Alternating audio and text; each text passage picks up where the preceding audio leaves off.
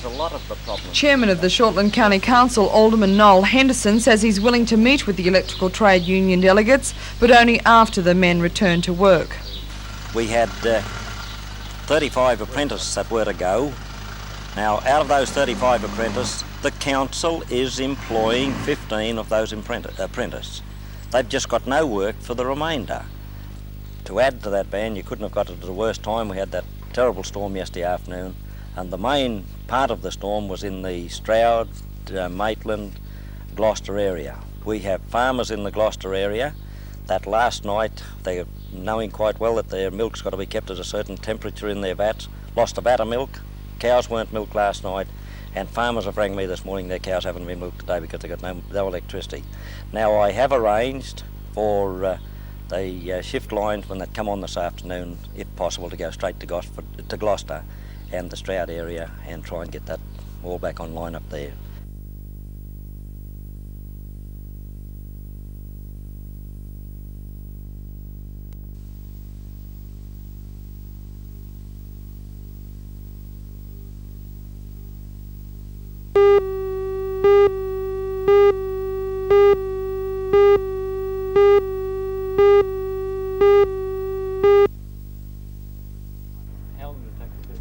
From a list of high-calibre nominations, Aidan and Betty Craig were named joint winners of the competition sponsored by the Chamber of Commerce and the Maitland Mercury. And I've got just the right kind of involvement wife with that Maitland backs business up dates back those 30 years and is capped by this $1 million shopping complex they built in East Maitland.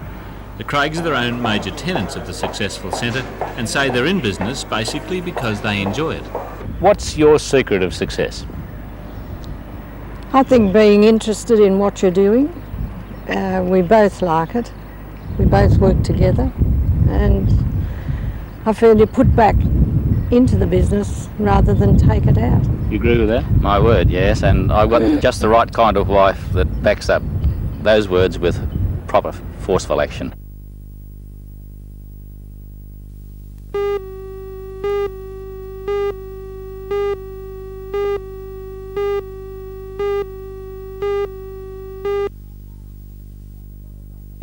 This afternoon, the Ashton Circus soccer team played a friendly match against a team from Hamilton's Macedonian club. The Elephants, as the Ashton boys call themselves, showed the Red Stars that when it comes to soccer, they don't clown around.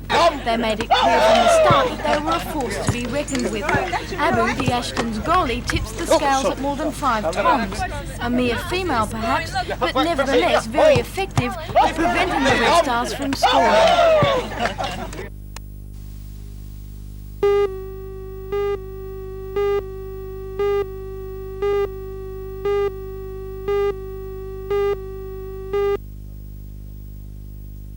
We got a bit of a shock for what the Premier said on Friday night, and I intend to call a special meeting.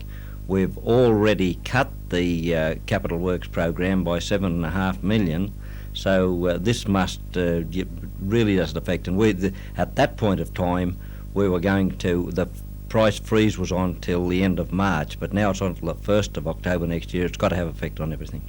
What about staff numbers? How many people do you expect will lose their jobs? At this point of time, I just wouldn't like to discuss that because this is something we've really got to have a look at. We've just when we said that we were going to reduce our staff by 54 by the end of this year, the 31st of December, we've just got to have a look at it now. There's nobody I don't want to see staff put off, so we've just got to have a special meeting and see what we can possibly do. If you're forced to comply with the price freeze, do you think there will be staff reductions? Well, if we comply with what the Premier said, there's no alternative.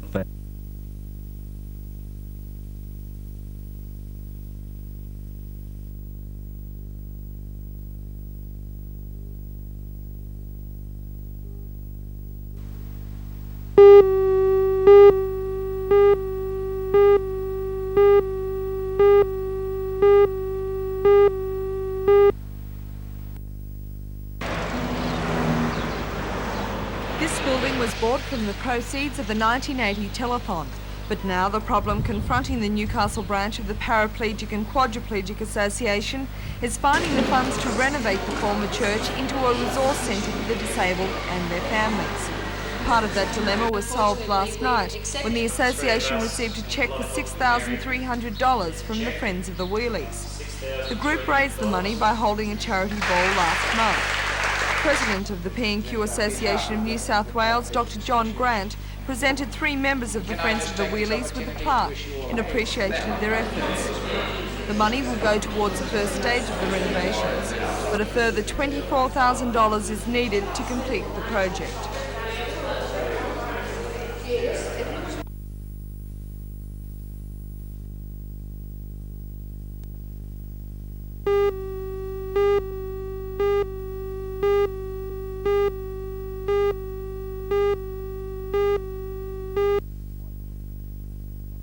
It's my belief that the Soccer Federation is now starting to make decisions for the right and for the benefit of soccer. I believe soccer's bigger than any faction. Brian, we're at a time now when Australia can boast as good a junior footballers as there are in the world. Our youth side's killing them. That's right. It seems to me as though administration's got to be as good as the players that are coming through. That's very true, and one of the reasons for me standing as a director this year is whilst we encourage young people to play sport and to come through the ranks, I believe the administration should also be encouraging young people to participate and to learn the administration procedure as well. Will you be trying in your position as a director to influence soccer to go in any particular direction, or is it a wait and see thing for Brian Gill? Well, my situation at the moment for the next 12 months would at least be a learning process. There's been a lot of things happened over the past and a lot of things to happen in the future, but I'd prefer at this stage to say that I would like to learn what's been happening and to make decisions for the best interests of the sport. You would agree though, like every other code, every other sport, the local scene needs to be updated. Oh, for sure. I think there's room for improvement in anything. Some decisions are hard, but to be successful you've got to make hard decisions.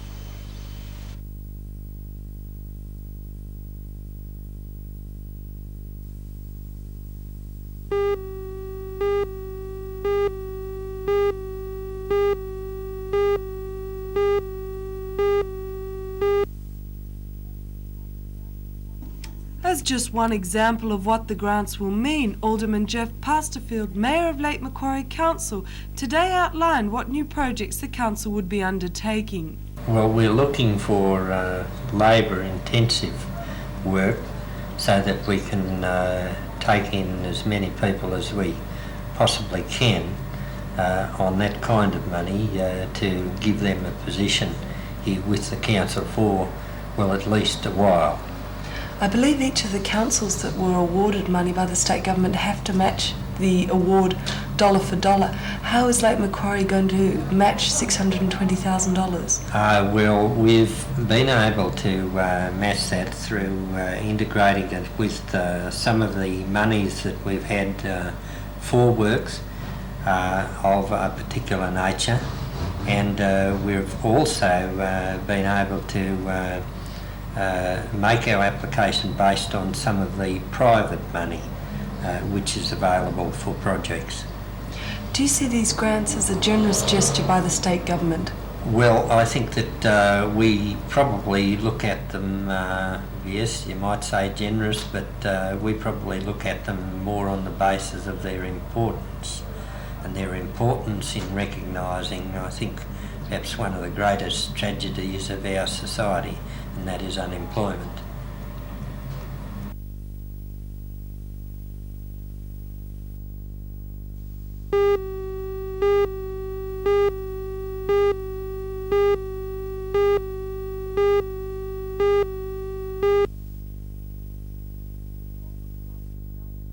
The tour was part of the United States Cultural and Sporting Exchange program.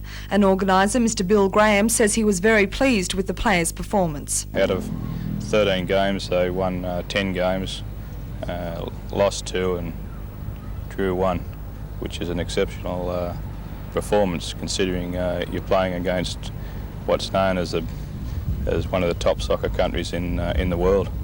Do you think that you've changed some ideas about Australian soccer players? Yes, I think the Germans were quite surprised that our boys reached such a standard from a country which is virtually unknown as far as the soccer world is concerned.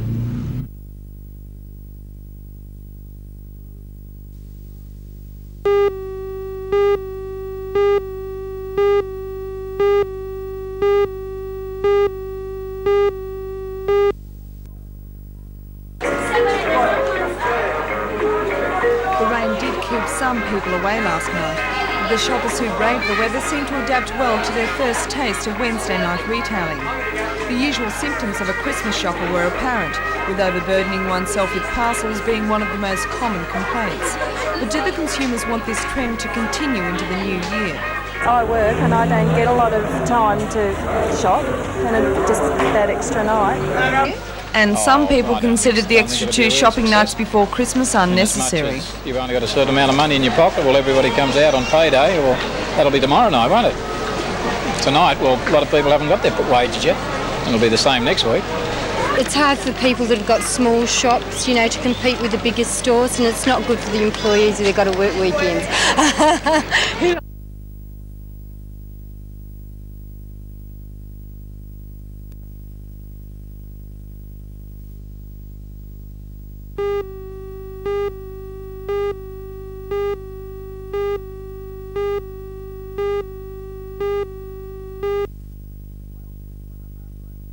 Wales went one up after only 5 minutes through Brian Flynn.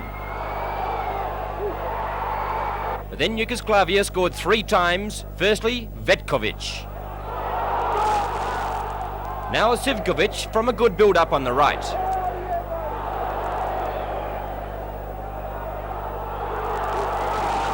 And now Kranjka from the corner.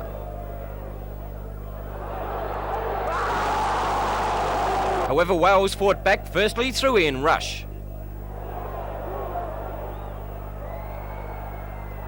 And then Joey Jones got the equaliser from a great free kick. England totally thrashed Luxembourg 9-0 in their European Association Cup.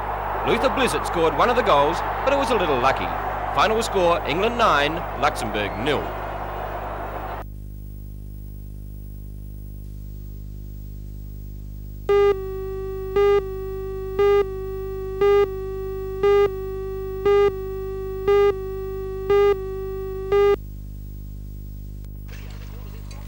This country has traditionally been a nation of homeowners, but according to the booklet, Housing Australia, this trend is dramatically changing. The booklet claims high interest rates, reduction in spending, and the abolition of the Department of Housing and Construction have all contributed to create this situation. Housing Australia was launched in Newcastle by the federal member for Hunter, Mr. Bob Brown. He says this region is one of the worst hit. Well, the Hunter is probably one of the worst regions in Australia at the present time because of the nature of a lot of the developments that have been undertaken in the past.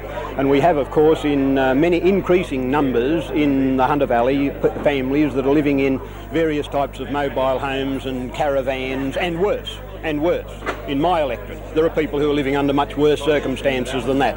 But it just reflects the type of situation which exists over the whole of Australia at the present time, where on public housing sector waiting lists there are in excess of 100,000 families, and it's been estimated that we need to produce or start an additional 155,000 homes every year for the rest of this decade. Not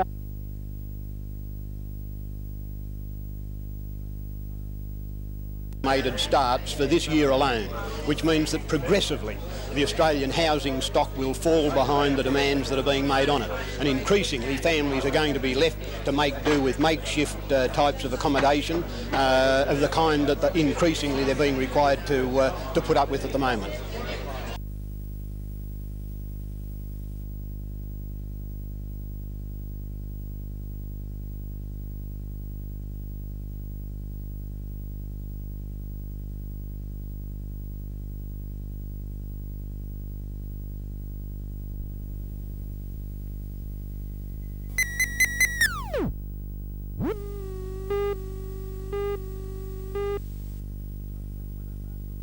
The Scots went one up after 11 minutes through the services of Kenny Dalglish. But soon after, some concerted Belgian pressure was rewarded by a Vandenberg equaliser. Then after 35 minutes, Dalglish scored a magnificent solo goal to restore the Scottish lead. However, Van der Elst hit the first of his 2 goals to level the scores just before the interval. Then after 63 minutes, he scored again after a fine break from Van der Missen. The Scots should have saved the game near the end when they were awarded a penalty. But the Belgium goalkeeper, Pfaff, pulls off a magnificent save.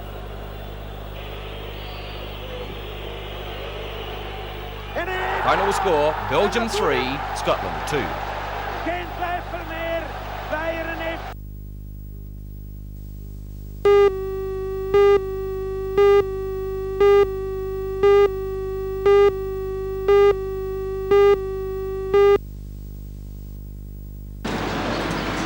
At about 12:30 this morning, two men broke into this news agency in Beaumont Street, Hamilton.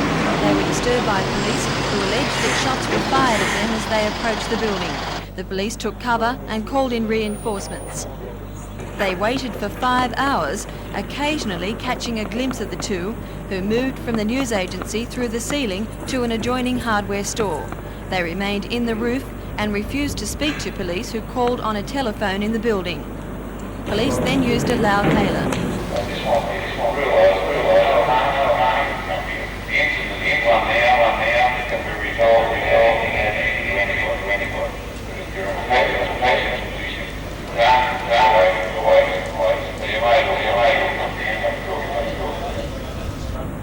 Eventually, one of the offenders was persuaded to give himself up.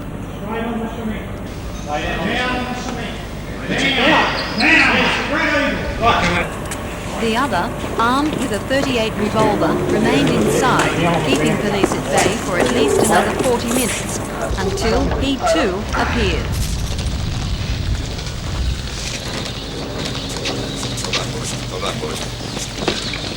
One of the police in charge of the operation was Detective Sergeant Kevin Parsons. The negotiator was able to contact them by way of phone into the shop from adjacent premises, and through his efforts the persons realised the futility of what they had done, and they gave themselves up peacefully without any person being injured or any shots fired. Most of the negotiations with the offenders were carried out by Sergeant Ellis from the Special Weapons and Operations Centre. After a number of attempts, he managed to talk to each one separately and persuade them to come down and give themselves up. The two men are expected to appear in court tomorrow morning. Do you have a look at that other shot?